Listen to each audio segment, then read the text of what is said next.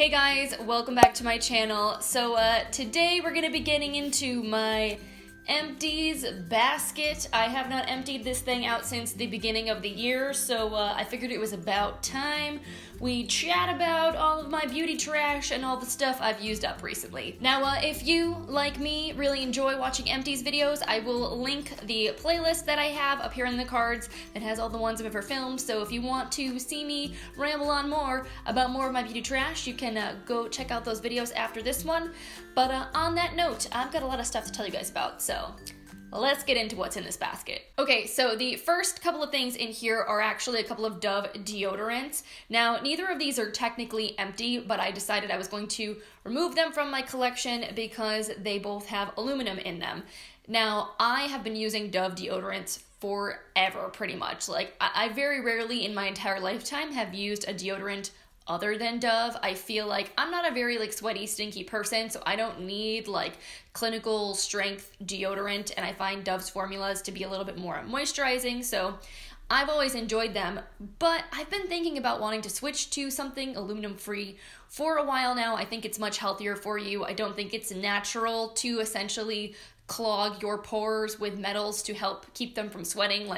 Sweating is normal, it's natural, it's how our body gets rid of toxins, so I had wanted to make the switch anyway, and then Dove actually launched their aluminum-free deodorant at the beginning of this year. I got sent a sample through Influencer, so that made me super happy, and I basically decided as soon as I got that I was just going to throw these right immediately into the empties bin because I really don't need to be putting aluminum on my armpits anymore. Then next up, I've got some hair care. First is a shampoo and conditioner duo from Amika. This is their Normcore signature shampoo and conditioner. I was given these by the brand at an event that I went to in New York sometime last year, and I liked these, but I feel like they were a little bit heavy for my hair. When my hair was longer and the ends were more damaged and dry, I think I appreciated this more, but then once I cut my hair off at the beginning of this year and kind of kept it at this length, I just felt like this was a little bit more hydrating than I needed. My hair is very fine, it's very flat, I need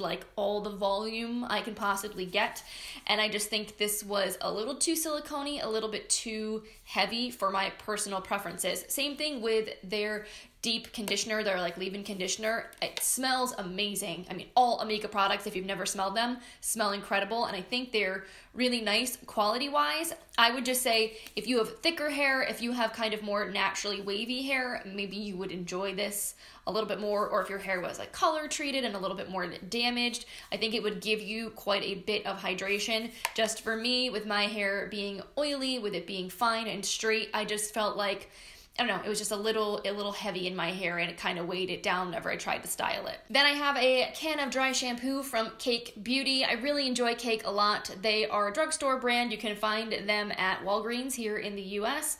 And this is their Do-Gooder residue-free dry shampoo. And this stuff smells freaking delicious. It smells like some kind of glorious bakery confection.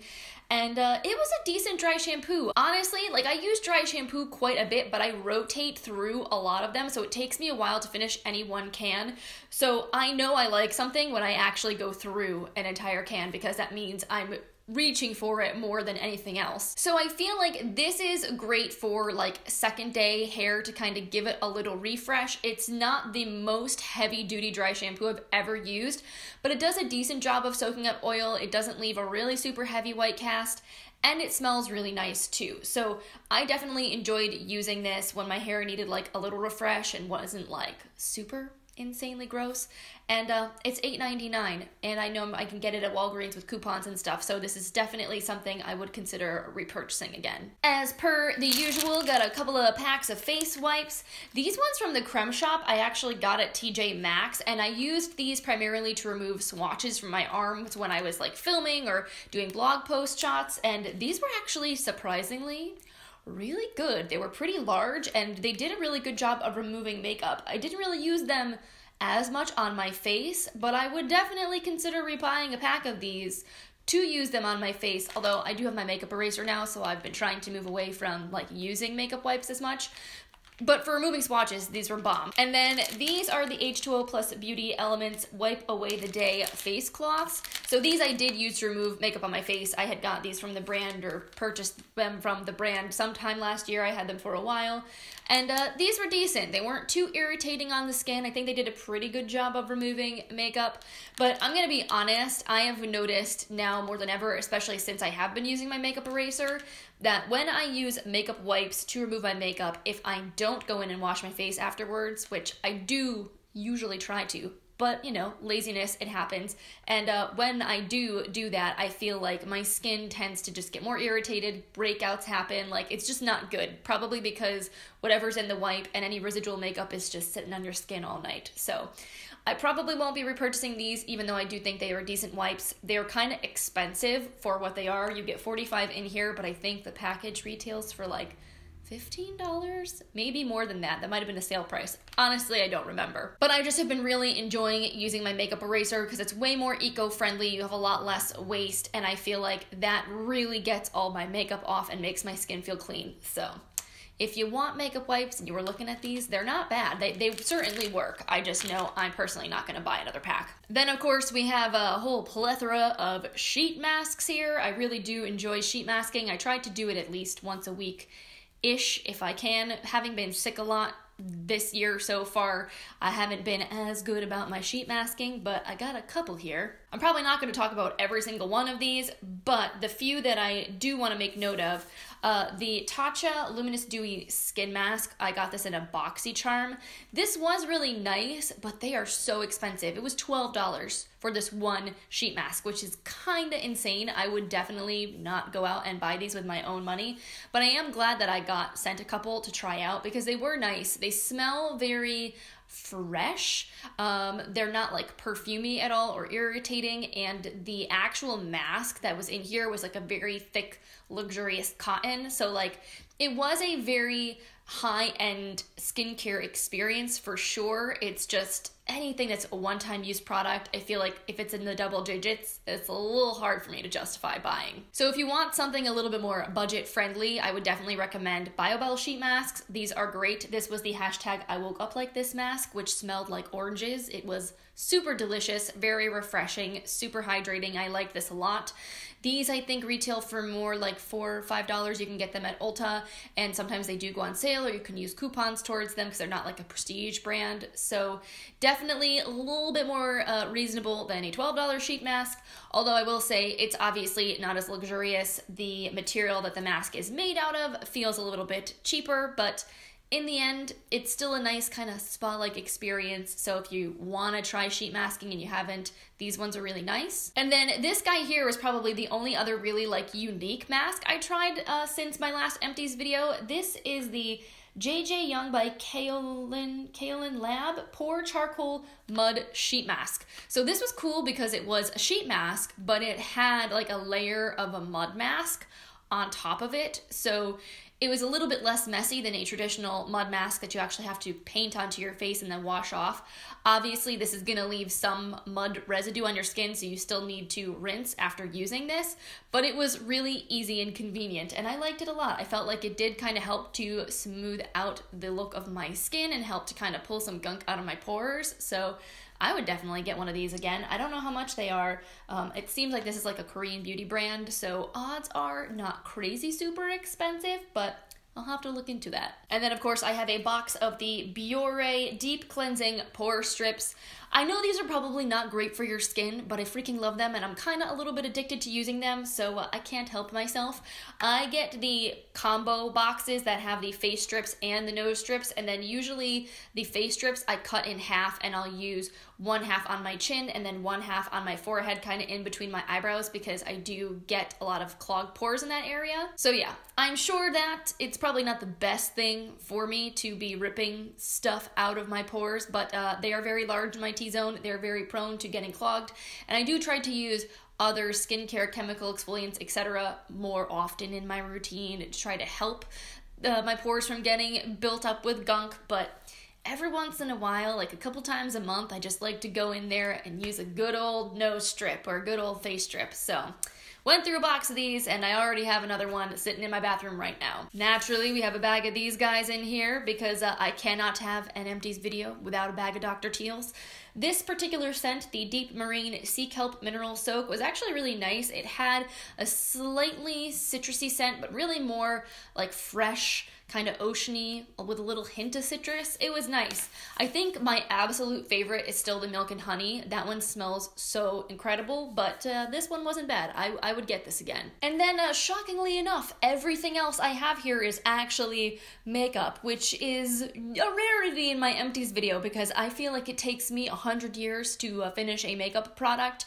I'm trying to be better this year about actually shopping my stash, rotating through things, but that being said, I feel like I can only use so much of a product in a month before I move on to something else. So I was pretty proud of myself for how much stuff I was able to use up in the last couple of months. So first up, I have one of my BareMinerals BarePro Powder Foundation Compacts. This does technically still have some product left in here, but I hit some serious pan, and quite frankly, I'm just a little concerned about how gross this powder may be because I used it a bunch when I was sick. I've had it for probably a solid 8-9 months now. I think it was sometime last year that I actually opened and started using this particular compact, so I just decided, you know what, it was fine. I already had a backup on hand, so I knew I wanted to get some use out of that anyway, so I just decided I was ready to be done with this and move on. But I love this stuff, obviously, as you can tell, since I already bought a backup. This was the second compact that I had owned, so I'm technically on my third one now ever. But as someone with oily skin, this is the perfect product for me on like an everyday basis. If I want quick, easy makeup, I can maybe throw on just like a tiny little bit of concealer and then just go in with this on a kabuki brush, or I've been really liking my Juno & Co. microfiber sponges, using them dry to apply powder foundations because you get really, really good coverage that way. And it's just very, very nice. It's matte, but it's not too drying on my skin. Once you give it a little bit of time, kind of let your natural oil sink in, it looks really, really beautiful. It's very nice and long wearing. It doesn't irritate my skin, and it's fast, it's easy. I really enjoy it. So this is one of those things that I'm pretty sure I will never be without in my makeup collection. Then I actually have 2 setting sprays that I finished. This one is full size. It is the Milani Make It Last setting spray. This took me a while to use up because I'm not the best about using setting spray, but I've been trying to be a little bit better lately. And while I feel like this works decently well, I don't think I'll repurchase it because the second ingredient here after water is denatured alcohol, and denatured alcohol is not great for my skin. If you've been watching Jen Loves Reviews, if you watch her videos at all, she talks about denatured alcohol often on her channel, and it's very sneakily found in a lot of makeup and skincare, and it can basically destroy your skin's natural barrier. So I wasn't too keen about that. I mean, I know it's a setting spray, so it's not going directly on your skin. You have layers of makeup on top of it, but I still do see how this, what could be considered drying, like I definitely felt that a little bit on my skin. So there are other setting sprays in my collection that are alcohol free, and I would much rather be using those than buying another one of these guys. And then this guy, this was a little travel size of the Urban Decay All Nighter, and to be honest, I don't know if this has alcohol in it. It doesn't have the ingredients listed on the bottle of this travel size. I'm sure I could look them up online, but I don't know if I could ever give up using All Nighter because I do truly feel like this is the best setting spray I've ever used. I actually do have a full-size bottle in my vanity right now, and if I want my makeup to last, like if I'm going out for the evening, if I'm going to an event in the city, I'm gonna use All Nighter because whatever magic is in that bottle, it seriously does lock your makeup in like all day long. Nothing else I've tried has worked quite as well in that respect. There are other setting sprays I've tried that definitely give your skin a more natural finish, a more dewy finish, that are more hydrating, and those are great for those specific purposes. But when it comes to blocking in your makeup, All Nighter is definitely my holy grail. Then for mascara, the 2 mascaras that I've used up so far this year are the IT Cosmetics Superhero Mascara and the Beauty Crop Fabulous Flocking Lashes Mascaras. I've talked about these on my channel quite a few times now already in my Everyday Makeup Drawer series, so I don't want to like go into these too much, but the IT Cosmetics Superhero is really, really nice for the first like month and a half that you have it, but then I found it to get super clumpy as it started to dry out, so I didn't end up loving it by the end of its life as much as I did when I first got it, and maybe that's just me and my lashes and like my body and the way that it reacts with the mascara, but I probably would not repurchase this in full size. I may get a mini because I feel like the minis I remember actually being a little bit better, and then it's also not as much of a waste of product because I definitely did not use up this entire thing in the 3 months that I had it. I just felt like after about 2.5 months, it was too chunky, clumpy, and I didn't want to use it anymore. And then this guy, the Fabulous Flocking Lashes, this is a really nice mascara if you're someone that likes very natural looking makeup because it's not the most intense and voluminous formula on the eyes. The wand has like very, very large, kind of widely spaced out bristles that have a hard time, I feel like, grabbing onto the lashes and applying a lot of product. So the end result is very minimalistic. Like you can build it up a little bit on itself, but you're gonna get more of that fluffy, fluttery, more wispy look to your lashes than like thick and voluminous kind of look. So if you like that, you may enjoy this. And it is a tubing mascara, so compared to other waterproof formulas, it's much easier to remove. Basically, when you go to wash your face, this comes off in like little pieces, almost like plastic. It just kind of like comes right off. You can just like pull it off with your fingers and it's really, really easy. It also is not going to smudge or flake on you because of that. So this I feel like would be really nice as like a summertime mascara for going to the pool, going to the beach, going to the gym, whatever. Like if you want to have a little something on your lashes so that you can actually see them and make them a little bit black, but not have it look like you're wearing a ton of makeup, this would be a nice option for you. And then I am also saying goodbye to my Too Faced glitter glue. It was a very sad day when I opened this up to use it and just like liquid came out. It was all separated and gross, and I realized it was probably time that it was super, super old and I just needed to throw it away. The recommended shelf life on the back of this packaging says 12 months, and I know I've had this for at least 2 years, so it was about time that it finally kicked the bucket, but I was still sad to have to part with it because this stuff is amazing. If you've never used glitter glue with your metallic shadows or anything glittery you're putting on your eyes, you're missing out because it makes a world of difference. Like it really helps glitters and shimmery pigments and anything that's got kind of a more chunky texture to be like locked into place, to avoid fallout, to avoid creasing. I pretty much won't apply anything with a remote bit of shimmer in it without some kind of a glitter primer now, just because I feel like it makes a huge, huge difference. I haven't repurchased this specific one though. I decided I was going to try the NYX glitter primer and see how that goes because it's only like $6. This is like 20 something, so if the NYX is just as good as the Too Faced, I mean, why not save the money? But I will say, I mean, this is great. I would definitely consider repurchasing this if there wasn't an affordable option on the market, because again, I would not want to be without some product like this. And this one little tube, I mean, it lasted me like 2 years. I didn't even go through the whole thing. If you're not wearing glitter every single day, like a little goes a long way with this, so it will last you a century. Another thing I was pretty sad to use up was my Esquito Companion Eyelash Glue. This actually is, I think, my favorite eyelash glue that I've ever used, and I did have a second one on hand, so that was very fortunate, so I don't have to be without it. But basically, if I can even get this guy open. So this is a lash glue that has a brush tip applicator, which is really, really nice. I think it's so much easier to use than like the duo glue that you have to squeeze out of a tube. That sometimes like you just get like a big bubble or like a whole blob comes out at once and it can make a huge mess.